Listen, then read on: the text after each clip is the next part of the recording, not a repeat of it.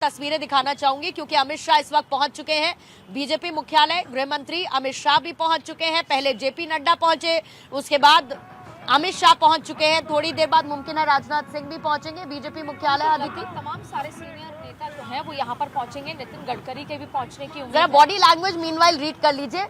Victory sign JP Nadda साहब ने तो दिखा दिया और अमित शाह को भी देखिए, चेहरे पर एक बड़ी सी मुस्कान है उनके। स्ट्रेटेजिस्ट है साहब, चाणक्य है और कहते हैं कि इंटरनल बैठक में इस बार नरेंद्र मोदी ने कहा था कि आप असली चाणक्य हैं या नहीं, ये दिल्ली चुनाव को जीतने और हारने के बाद पता चलेगा। और वाकई ये अमित शाह ने करके दिखाया। Man to man marking, house to house marking और जेन्युइनली हर एक मोर्चे पर। दूसरी बात है, जेपी नड्डा का कार्यकाल लगभग अगले 15 से 20 दिन में खत्म होने वाला है और ऐसे में जेपी नड्डा के झोली में लगभग बहुत सारे राज्य। अगर हम तीसरे कार्यकाल की बात कर लें प्रधानमंत्री मोदी की, तो 8 राज्यों में चुनाव हुए, जिसमें से 6 राज्यों में भारतीय जनता पार्टी आज जीती है।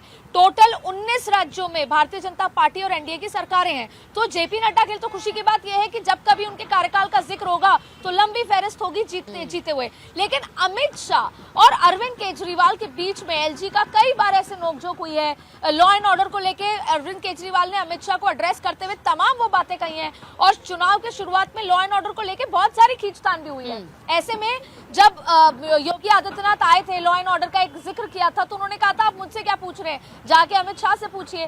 तो अमित शाह का जो ये रणनीतिक जीत और साथ में चेहरे पर खुशी, ये बहुत कुछ बयां करता और है। मिलने वालों की बड़ी लंबी कतार है। आज तो कौन इनसे हाथ ना मिलाए। जब महाराष्ट्र में चुनाव होते थे, हरियाणा में होते थे, दूसरे राज्यों में जीत होती थी, तब दिल्ली के तमाम कार्यकर्ता पहुंचते थे। तो अब तो दिल्ली की जीत है, दिल्ली के कार्यकर्ता पहुंचे हैं और ये जश्न 2024 से कम नहीं होगा।